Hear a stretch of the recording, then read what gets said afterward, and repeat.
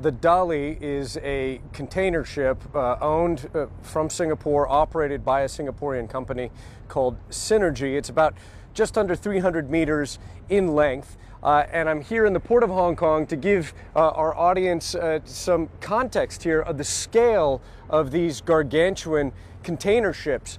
The one that's over here is not run by the same Singaporean company. It is about 70 meters longer than the Dali, loaded with 5-6 stories above the deck of containers. The Dali was carrying at the time of the crash, according to the management company, more than 4,600 containers like those up there. The crew, 22 crew members on board, are all from India. Many of the seafarers working on cargo and container ships around the world come from India, the Philippines, China, Ukraine, Russia, Indonesia as well.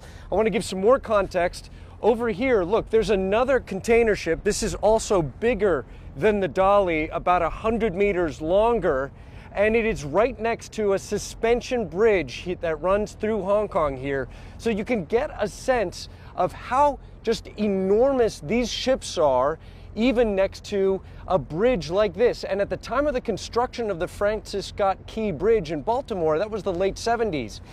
Shipping industry insiders tell me that container ships like this simply didn't exist. The size of these vessels have grown over the course of the past 50 years since that bridge was constructed. A last bit of context.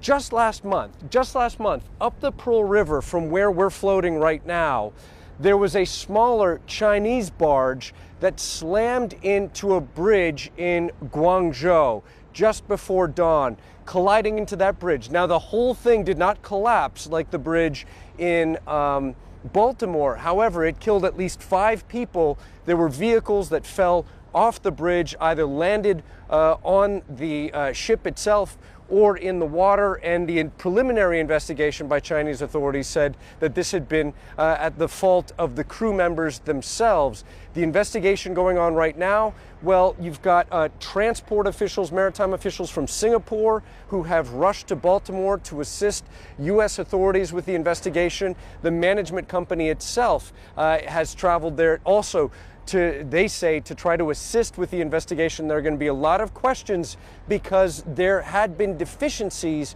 in some of the examinations of the ship.